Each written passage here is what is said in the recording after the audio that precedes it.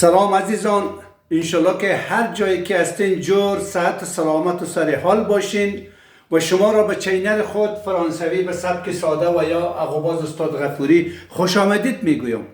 درس امروزه ما به ادامه درس‌های گذشته، امروز زمان حال ساده است.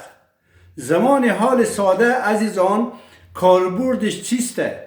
وقتی که ما و شما یک پلان میسنجیم، یک پروژه، یعنی مربوط به آینده میشه، نه در گذشته او را انجام دادی و نه حالی هم در حال انجام دادن هستی، فقط در ذهن خود میپرورانی که کدام پروژه کدام کار را در آینده، یعنی بعد از 10 دقیقه 20 دقیقه نیم ساعت یک روز 10 روز 20 روز به طور مثال میگی من همین کار را میکنم، که ما به زبان فارسی رو میگیم من خواهم کرد. عزیزان این زمان خیلی کاربرد داره، خیلی مهم است در زبان فرانسوی. بیاین که با هم او را یاد بگیریم.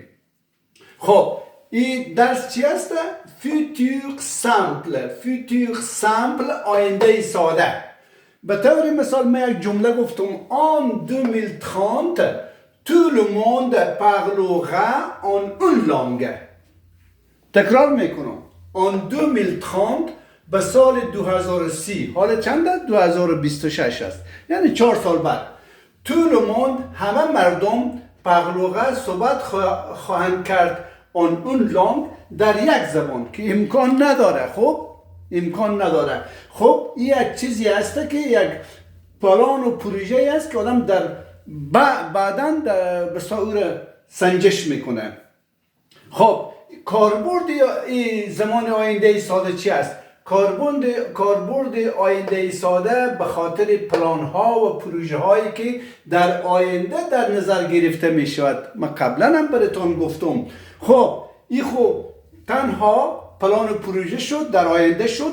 ساختار از چی است؟ یعنی چطور او را میسازی، به جمله جور میکنی، در زبان فرانسه چطور او را ارائه میکنی، یعنی پروژه‌ای که داری، پلانی که در آینده داری چه کار میکنی؟ انفینیتیو یک هر فعل را مگر گروه اول افعالی که به او ختم میشوند، یعنی افعال با قاعدن، فقط انفینیتیوش میگیرین. بعد از اون در آخر انفینیتیو شما چی میکنین؟ به شخص اول جو اضافه میکنین، به شخص دوم تو اس اضافه میکنین، به شخص سوم ایل اضافه میکنین، به شخص اول جمع که نو است او اس اضافه میکنین، به شخص دوم جمع او زد اضافه میکنین و به شخص سوم جمع او انت.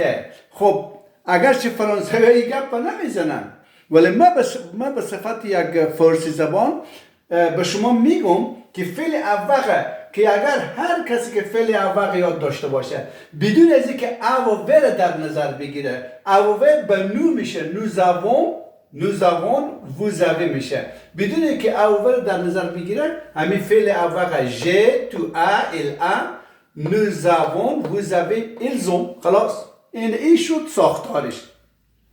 ببینیم ایزا فعل prendre است. فعل prendre یعنی گرفتن. این فعلی است که به او ختم شده. حالا این نماینده از تمام افعالی که به او ختم شده، یعنی 100% نمایندگی نمیکنه. متوجه باشیم که زبان فرانسوی است. این من گفتم انفینیتیو از این را بگیرم، فقط چه کار میکنم؟ یک اویش که حرف صدادار است این را من پس میکنم، چون ای هم حرف صدادار است، فقط او را پس میکنم. چی میشه؟ جو prendrai، تو prendras، il prendra. یعنی جو prendrai من خواهم گرفت، تو prendras تو خواهی گرفت، il prendra او خواهد گرفت. اما میاییم به فعل parler.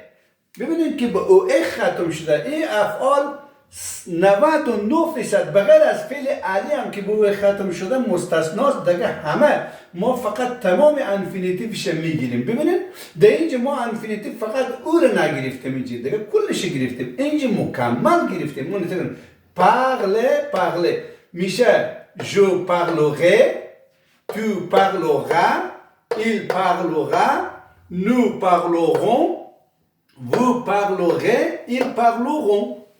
خب بیاییم عزیزان که یک چندین فعل است در زبان فرانسه. من بیشتر گفتم که 100% نمیشه آدم بر سرشون حساب کنه.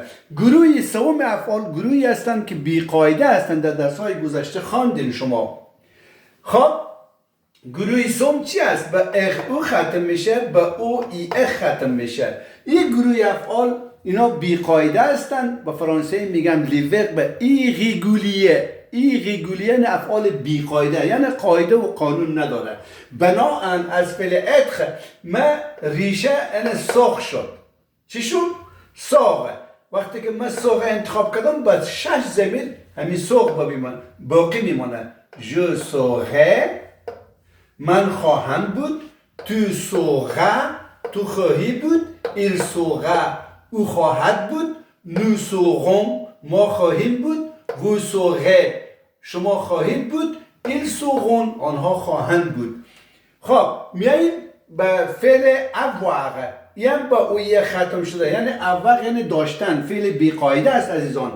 ریشه ازی چی میشه؟ آخ میشه. وقتی که آخ شد به همه یک چیز یکسان است، مثل ساق وری ساق ساق ساق ساق تا آخر ساق میمانه. اینجا آخ میمانه. آخ چون به حرف وایل شروع شده، ما اینجا اپوستروف میدیم، او را حذف میکنیم، میشه ژوغه، من خواهم داشت، تو اوغه، تو خواهی داشت، ایل اوغه، او خواهد داشت. همینطور نوزوغون، وزوغه، ایل زوغون تا آخر. عزیزان میاییم به فعل واقع. فعل واقع یعنی دیدن. دیدن چی میشه؟ این مکمل میشه، ریشهش وق میشه، وی او دو زغ. وق نخونیم ایزا، چون بعد از او دو حرف کنسون آمده، این وق خوانده میشه. وق. جو ویغه، من خواهم دید، تو ویغه، تو خواهی دید، ایل ویغه، او خواهد دید، نو ویغون، ما خواهیم دید، وو ویغه، شما خواهید دید، ایل ویغون، آنها خواهند دید. خب عزیزان، این یک نوع فعل دیگه به نام وونیغ است. وونیغ یعنی به ای ختم شده.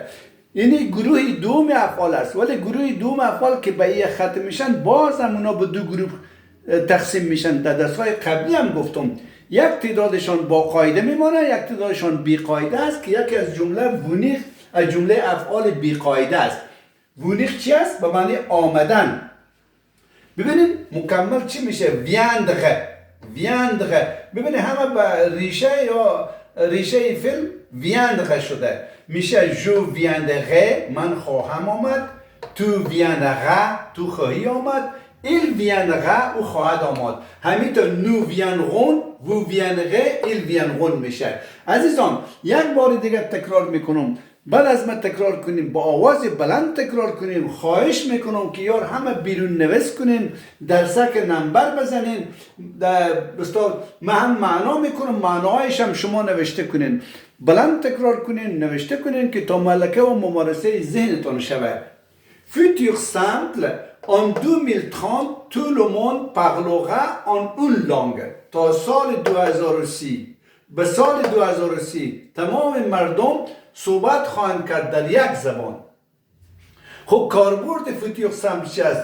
یعنی به خاطر پلان ها و پروژه هایی که در آینده در نظر گرفته میشن، نه گذشته و نه هم حال، در آینده. به طور مثال ساختار آینده سال چی است؟ فعل به شکل انفینیتیو میگیریم و در آخری هر شخص به شخص اول جو ای میگیریم، به شخص تو اس میدیم، به شخص ایل میدیم، به شخص نو او انس میدیم، به شخص وو او زد میدیم و به شخص ایل جم او انت میدیم. و همچنین پراندره فعل گرفتن است. جو پراندره، من خواهم گرفت، تو پراندره، ایل پراندره. فعل پغله صحبت کردن، جو پغلوغه، من صحبت خواهم کرد، تو پغلوغه، ایل پغلوغه. میگیریم فعل اتخ، چون فعل بیقاعده بود، یعنی ما به شکل انفینیتیو ما نتونستیم نوشته کنیم. ببینید انفینیتیو اتخ است. ببینید هیچ امکان نداره که من از استفاده کنم. پراندره گرفتم تا به اخ گرفتم، چون این ویل و این ویل بود، این پس کردم، فقط هم یک پس کردم، دیگر ریشه مکمل ماند انفینیتیو. فعل پغله مکمل انفینیتیو ماند. اینجی که است، چون فعل اتخ بیقاعده است، ما نمیتونیم که به شکل انفینیتیو بگیریم و یا اضافه کنیم. بنابراین ریشه ازی تغییر میخوره، ساق میشه. جو ساغه، tu sauras il saura من خواهم بود تو خواهی بود او خواهد بود avoir ببینید با او یه ختم شده این هم بی قاعده است ما نمیتونیم که مکمل انفینیتیو ازی بگیریم فقط از انفینیتیوش تغییر کرده با اوخته شده j'aurai tu auras il aura voir ببینید فعل دیدن این هم نمیتونیم که مکمل انفینیتیوش بگیریم بی قاعده است قانون نداره فقط شده vers je verrai tu verras il verra venir ما هم بازم نتونستیم مکمل venir بیاریم مثل prendre و مثل parler وری ما فقط چی کردیم ریشه ازی تغییر خود به viendrai je viendrai tu viendras il viendra عزیزان یا رو خب من تشریح کردم این حال شما لطفاً همین ونیغه توسط نو به ما به زمان آینده ساده گردان کنیم و کامنت بگذاریم عزیزان اگر این درس من برای شما مفید بود کاربرد داشت راضی بودیم از درس من لطفاً مرا فراموش نکنین در یوتیوب مرا سابسکرایب و لایک و فالو کنید تا درس بعدی خدا حافظ